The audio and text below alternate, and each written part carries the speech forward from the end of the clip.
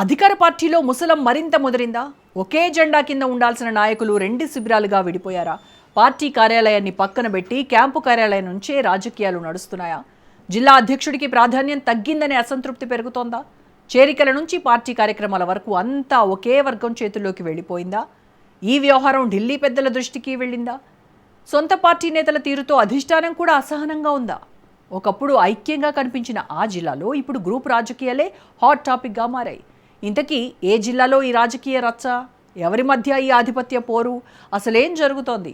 ఈ అంతర్గత పోరు వెనక అసలు కథ ఏంటి తెలుసుకోవాలంటే ఈ స్టోరీ చూడాల్సిందే. తెలంగాణ కాంగ్రెస్ పార్టీలో నేతల మధ్య సమన్వయ లోపం మరోసారి చర్చనీయాంశంగా మారుతోంది. కొన్ని జిల్లాల్లో నాయకుల మధ్య విభేదాలు ఇంకా చల్లారలేదనే చర్చ పార్టీ వర్గాల్లో గట్టిగానే వినిపిస్తోంది. ముఖ్యంగా ఉమ్మడి పాలమూరు జిల్లా కాంగ్రెస్ పార్టీలో మాత్రం గ్రూప్ రాజకీయాలు రోజురోజుకు కొత్త మలుపులు తిరుగుతున్నాయట. జిల్లా అధ్యక్షులు, స్థానిక ఎమ్మెల్యేల మధ్య సమన్వయం కుదరడం లేదనే ప్రచారం పార్టీ శ్రేణుల్లోనే జోరుగా సాగుతోందట. క్షేత్రస్థాయిలో నాయకుల మధ్య ఆధిపత్య పోరు మాత్రం తగ్గే సూచనలు కనిపించడం లేదట. ఒక వర్గం కార్యక్రమానికి మరో వర్గం దూరంగా ఉండడం, ఒకరి నిర్ణయాలను మరొకరు పట్టించుకోకపోవడం కార్యకర్తల్లోనే అయోమయాన్ని పెంచుతోందని రాజకీయ వర్గాలు చర్చ సాగుతోంది.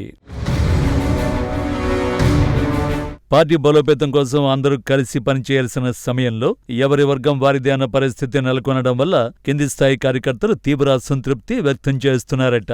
అధికారంలో ఉన్న పార్టీకి ఇలాంటి పరిస్థితి మంచిది కాదని, ఇదే ప్రతిపక్షాలకు రాజకీయ అస్త్రంగా మారుతోందనే అభిప్రాయం కూడా వ్యక్తమవుతోందట. అధిష్టానం ఎన్నిసార్లు సమన్వయం పాటించాలని సూచించినా క్షేత్రస్థాయిలో మాత్రం ఆ సూచనలు పెద్దగా అమలవుతున్నట్టు కనిపించడం లేదనే ప్రచారం కొనసాగుతోంది. మహబూబ్నగర్ కాంగ్రెస్ లో నెలకొన్న పరిస్థితి ఇప్పుడు పార్టీలోనే చర్చనీయాంశంగా మారిందట. అదే సమయంలో రాష్ట్ర నాయకత్వం జిల్లా అధ్యక్షులను మార్చే నిర్ణయం తీసుకోవడంతో కొత్త సమీకరణాలకు తెరలేచిందట. సామాజిక సమతుల్యతకు పెద్దపీట వేస్తూ సంజీవ్ ముదిరాజుకు జిల్లా అధ్యక్ష బాధ్యతలు అప్పగించడంతో పార్టీకి కొత్త ఊపు వస్తుందని అందరూ భావించారట. కొత్త అధ్యక్షుడు కూడా అన్ని వర్గాల నాయకులను కలుపుకుని వెళ్లేందుకు ప్రయత్నించారని, క్షేత్రస్థాయిలో పార్టీని మరింత బలోపేతం చేయాలని కృషి చేశారనే అభిప్రాయం ఉంది. కానీ రాజకీయ పరిణామాలు మాత్రం అందుకు భిన్నంగా మారాయట.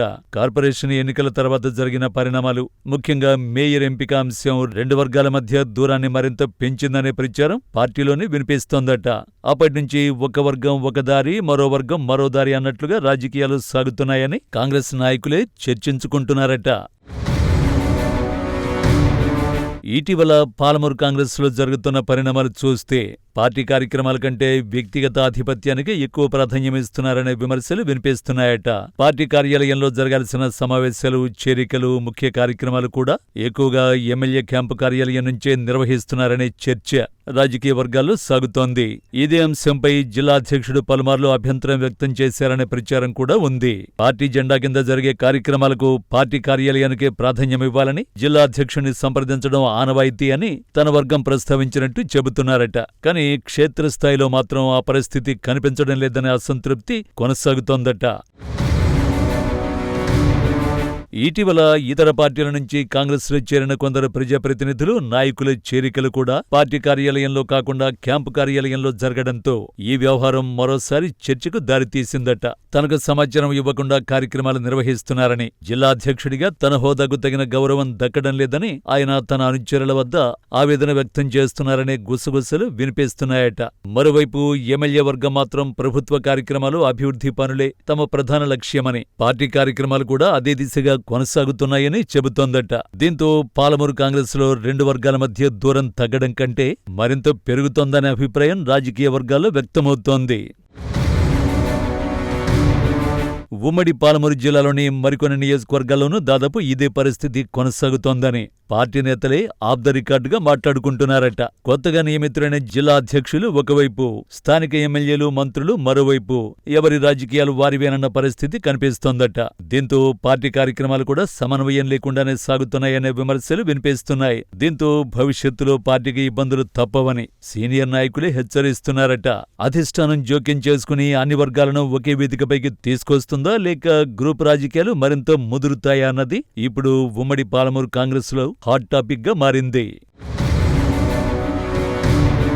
క్షేత్రస్థాయిలో పార్టీని బలోపేతం చేయాల్సిన జిల్లా అధ్యక్షులు అధికారంలో ఉన్న ప్రజాప్రతినిధులతో కలిసి పనిచేయలేకపోతున్నారనే అభిప్రాయం కూడా వ్యక్తమవుతోందట.